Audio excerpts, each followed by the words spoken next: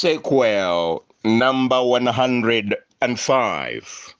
The death of Zachariah KISINGIRI Kizito, the treasurer of Buganda Kingdom.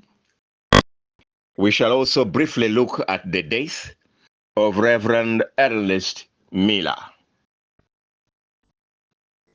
Now, Zachariah Kizito KISINGIRI died on the 3rd of October, 1917. Kizito KISINGIRI was the treasurer, OMUWANIKA, of the Kingdom of Buganda, a position he was given in the year 1897 after the coup that overthrew Ssekabaka Mwanga II, and regents took over the throne. Apolokagwa as Katikiro, Zachariah KISINGIRI as the treasurer of OMUWANIKA, and Stanlas Mugwanya as the justice minister, all Omulamuzi. Now, the three in that coup, the coup was orchestrated by the British colonialists. And these three were to be stooges of the British. And indeed, the treasurer KISINGIRI was. But the church, the Native Anglican Church, celebrates this special man, because this special man, in the year 1893, he had been ordained, or ordered, sorry, not ordained, but ordered, and commissioned a perpetual deacon. Many of you may wonder today, who is a perpetual deacon? Now, a perpetual deacon is defined as an ordered reverend deacon who does not become a priest, but remains in the diaconate calling for life. And that is why the word perpetual. He remains a deacon. He will never be elevated to priesthood. And he will never be downgraded to evangelist or to lay evangelism. You remain a deacon. And that was KISINGIRI for you. I know many of you may wonder, how come you've never heard about this? Well, it's all lying there in the archives. You will see the day. And he was not ordered alone. There were others. Actually, the pioneer deacons of 1893, there were quite several of them. He was among them. He never became a priest, but he remained perpetually a deacon. These were men who had preached the gospel. He had preached the gospel. He was recognized by Alfred Tucker on arrival of the bishop, and indeed he was ordered a deacon with others. He was not the only perpetual deacon. There were others, but that's not important for today. Now, at his death in 1917, he was only 58. And as I've just mentioned, he had been sick for almost 9 months by the time of his death.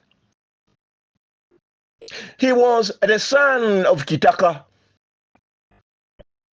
and he, as KISINGIRI, had been brought up in the chieftaincy enclosures of the chiefs, which were the schools of the days. His was one chief, Sebukure, where he was taken at the age of 13. And he was able to go through the ranks, very successful, which I prefer to call a high school of the days, in other chieftaincies of guess who?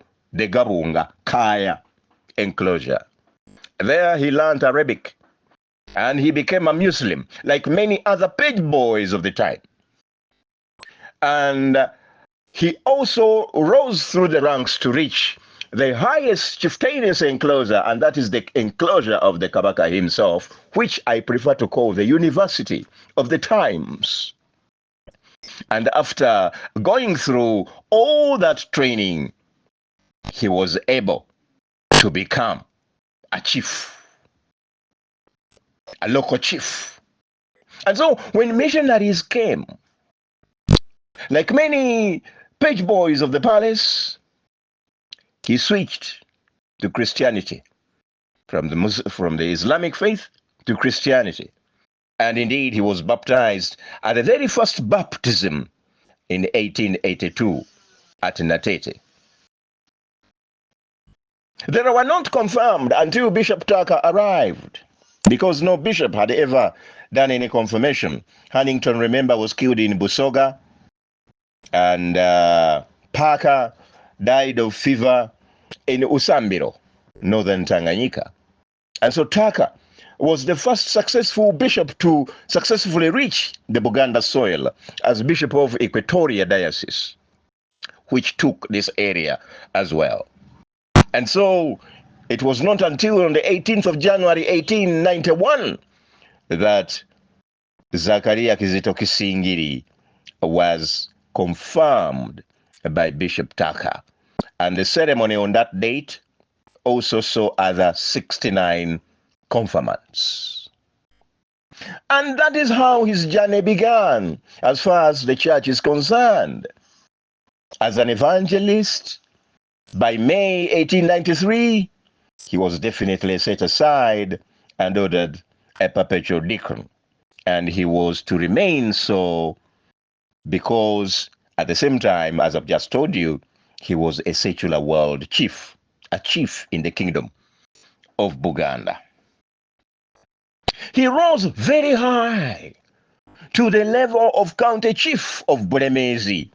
County chiefs or Saza chiefs in the Buganda kingdom were equivalent to cabinet members. Whenever the Kabaka called his cabinet, the county chiefs, the Saza chiefs came and sat because they were the cabinet. However, different Saza chiefs were not at the same level. There were chiefs who were most senior. For example, the chief in charge of Singo, because Singo was formerly Bunyoro Kingdom. So if you were to be appointed the chief, the Saza chief of Singo, then you knew that you were the most senior Saza chief in the kingdom. Why? Because you sit in the former Bunyoro area. And so for this one, he may not have been very senior. Bulemezi, which was also part of Bunyoro Kingdom anyway. And then as county chief of Bulemezi, he continued to rise, and in 1897, there was a coup that overthrew Kabaka Mwanga, instigated by the British colonialists, and 3 regents were put in power. Apollo Kagwa, Stanley Mugwanya, and Zakaria Kizito Kisingiri. In the church, he continued to serve as a church council member, and this position he held until death in 1917. Now, the Diocesan Council was the standing committee or the working committee of the Diocesan Synod. So he was not a member of the Synod, but he was a member of the Diocesan Council. At death in October 1917, he was laid to rest at Bajo in Bulemezi, where it's recorded that an unprecedented turn-up of people in the area took place. More than 10,000 people attended his burial. He was succeeded as OMUWANIKA of Buganda by another great man who we shall see and learn about in future sequels, and his name was Yakobo Musajjarumbwa. As I promised you in the beginning, let us also look very briefly at the death in 1917 of a very important priest in the native Anglican Church, the Reverend Ernest Miller. He died in 1917. He had arrived in Buganda Kingdom in 1892 via the Nile Corridor of the North. And on arrival, he had found the Reverend Ashe. He had also found the Reverend Roscoe. He found missionaries like Pilkington and Reverend Baskerville.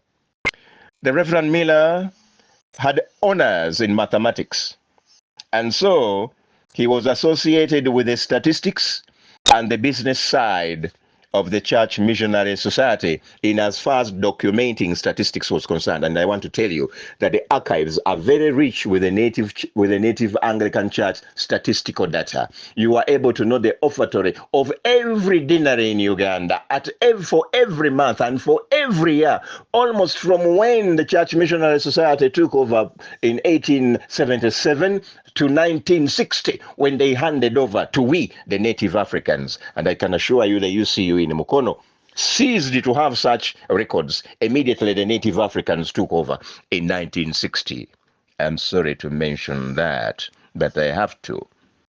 Now, this man, the mathematician who became associated with statistics and the business side reporting of the Church Missionary Society, took part in the Uganda Pioneer Revival of 1893, which was led by Pilkington.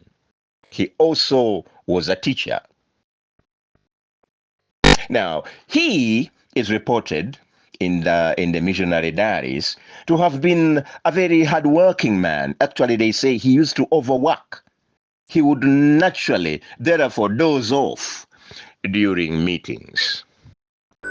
The Reverend Miller had a passion for young and growing boys, visiting them at Budo King's School on weekends and spending time with each other, talking. We call it one-on-one. We missionaries of today, or we missioners of today. Now, Ernest Miller was buried at Namirembe Graveyard, and the cathedral by that time was still undergoing construction, but I think it was the fifth grave at the very front, or what we call the west door of the cathedral today. Now, he died a very young man. He died at only 48 years. That is sequel 105. May the good Lord bless us all.